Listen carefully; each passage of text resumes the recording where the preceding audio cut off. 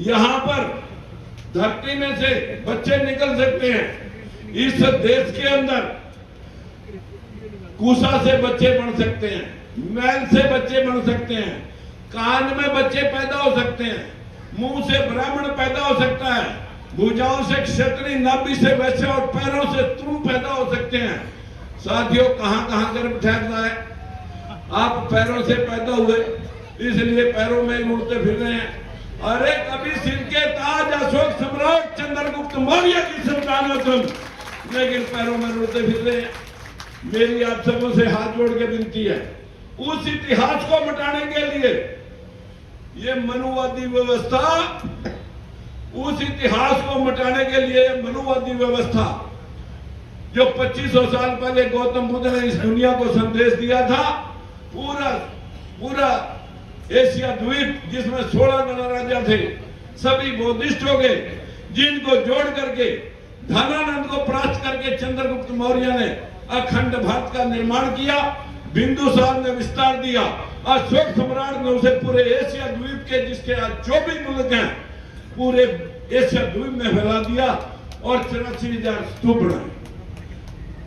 ये राजा अशोक सम्राट कलिंगा युद्ध में ज्यादा रक्तपात को देख करके हृदय परिवर्तन होता है, युद्ध ना करने का संकल्प लेता है और बौद्ध धर्म के प्रचार प्रसार में लग जाता है।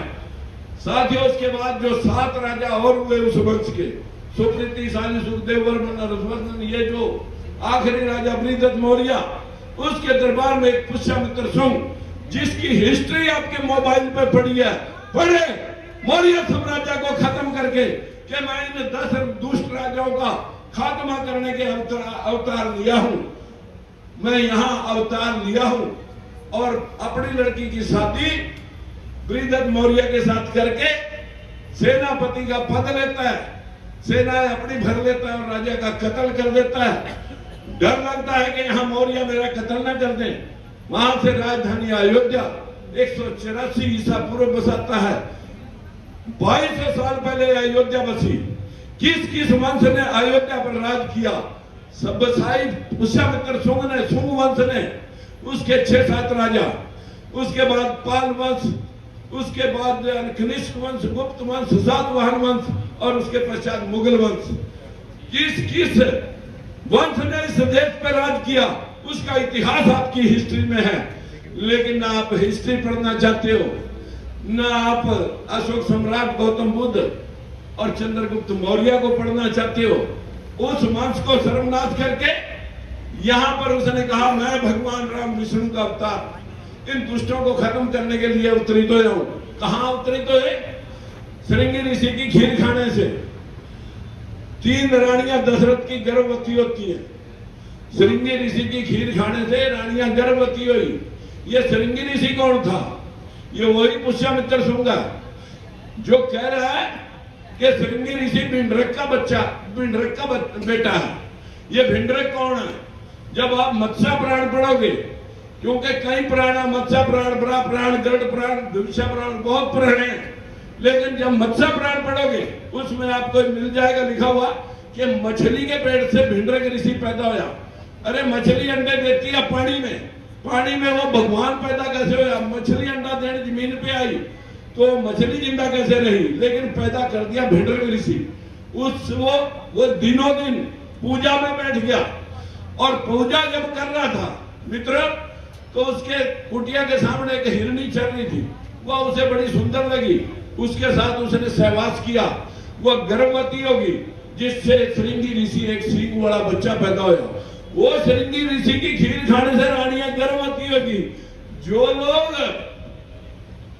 लोग 21वीं सदी में इन शास्त्रों को पढ़ करके मत्था फटवा रहे हैं, जो लोग आज भी पत्थर ढो रहे हैं, उन लोगों का एक हाल 100 में 85 वोट होने के बाद, तभी तो मेरे बरफुदारों ये आपका हाल है।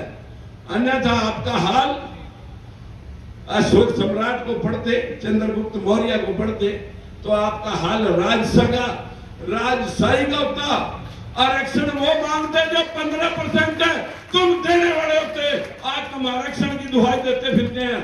और देने वाले वो 15% बन रहे हैं।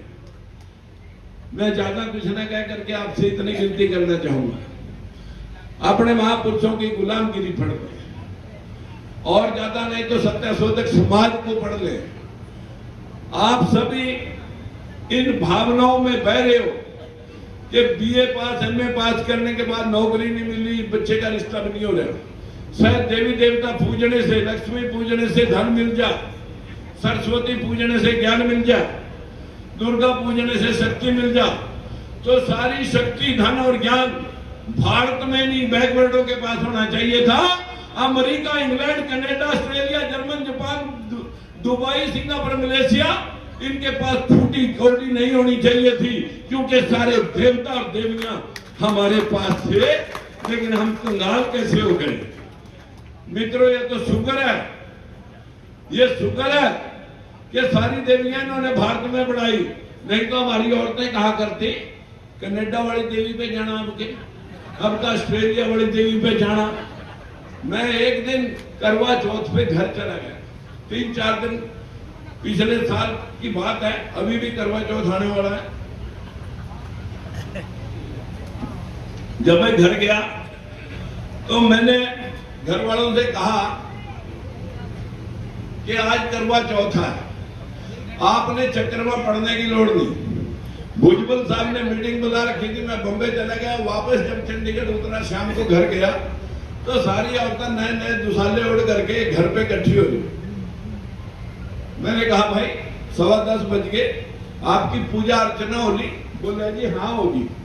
मैंने कहा फिर आज का व्रत तो पति की शक्ल देख के खुलना था, तुम्हारे पति कहाँ हैं? बोले जी वो तो अभी आए नहीं। मैंने कहा फिर कैसे खोल दी आपने, व्रत कैसे खोल दिया? बोले जी बस चांद को देख के खोल दिया। मैंने कहा चांद को पति मान लिया? बोले जी यूं ही समझ लो, चांद को पति मान लिया यूं ही समझ लो। जब हमारी किसी धर्म जात की औरत होती है, बाहर निकलती है गली में, चांद निकला हो, शाम हो रात हो, देख बेटे चंदा मामा, देख बेटे चंदा मामा निकले, तब तो मैं कहा तुम्हारा भाई है, आज वो तुम्हारा पति है। और तुमने पीएचडी करने के बाद डिग्री ले ली, तुम्हारी पूजा अर्चना से हम 9 भाई बहन भतीजे जिंदा हैं और तुम भी जिंदा हो। तुमने तो हमारी लंबी उम्र कर दी। जिनकी पत्नियां मर गई, तलाक हो गया, छोड़ के चली गई, वो तो 1-2 साल में सारे मर जाएंगे, उनका क्या करेंगे? तुम्हारे लंबी उम्र करने से हमारी लंबी उम्र होगी। पूरा नारी जाति के ऊपर शिकंजा मनुवादी व्यवस्था का खींचा हुआ है। हमारी नारी कितनी भी मतलब ज्यादा पढ़ लिख जाए, लेकिन उसके दिमाग से भूत नहीं उतरता अंधविश्वास का। और सारी जो पूरी साइंटिफिकली जो इनका करिश्मा है, अपने बच्चों को कायर बनाने में हमारी नारी जाति का अहम रोल है। दुर्गा पूज ले, सरस्वती पूज ले, भगवान आ जाए, विष्णु आ जाएगा, फलाना आ जाएगा। मेरी बहनों से विनती है, वैसे मैं कल परसों नजफगढ़ में गया था, वहां मुझे कुछ जागरूक महिलाएं मिली थी, उनका धन्यवाद करता हूं और वो आई भी हैं। लेकिन अभी आपको राजकुमार सैनी, स्वामी प्रसाद मौर्य और हमारे भाई भीमराव यशवंतराव की तरह और सुमित रतन भंते की तरह हमें बहुत काम करने की जरूरत है। हमें लोगों को अवेयर करना पड़ेगा। जब तक जागरूकता नहीं तो राज नहीं, और राज नहीं तो समस्याओं का हल नहीं। जो लोग आप अपने घुटने के साथ करके बच्चे पैदा करते हैं, नाम रख नहीं सकते। अमेरिका में किसी पत्रकार ने पूछा किसी पंडित पुरोहित को कि तुमने इतनी पाबंदियां लगा रखी, तुम्हारे खिलाफ देश में विद्रोह नहीं हुआ? बोले कौन करेगा विद्रोह? जो लोग अपने बच्चे पैदा करते हैं, नाम नहीं रख सकते, लड़के लड़कियों को अपने आप रिश्ते तलाशते हैं, शादी करके फेरे नहीं कर सकते, जो लोग अपने पैसे कमाकर मकान बनाते हैं, घर में घुस नहीं सकते, और तो और मुर्दे की अर्थी भी उठा के नहीं जा सकते, जो लोग अपनी जिंदगी के फैसले ले ही नहीं सकते, वो देश में क्या इंसाफ लेंगे? मित्रों, आज इस देश को इंसाफ लेने के लिए जागरूकता की लोड़ है। हमारे भाई स्वामी प्रसाद मौर्य बहुत बेधड़क ताल ठोकने में गहराइयों से कि आज उस अंश को हम पुनः आप लोगों को ये साबित करना चाहते हैं कि जो बाबा साहब लिख के गए थे वो 20वीं सदी अंधविश्वास किया और 21वीं सदी में बाबा साहब के शब्दों का स्वर्ण अक्षरों में लिखा हुआ है, स्वर्ण अक्षरों में लिखा हुआ है कि मेरा समाज जगेगा, अंधविश्वास छटेगा और हम राज्य के मालिक होंगे, जो गौतम बुद्ध अशोक सम्राट के समय थे।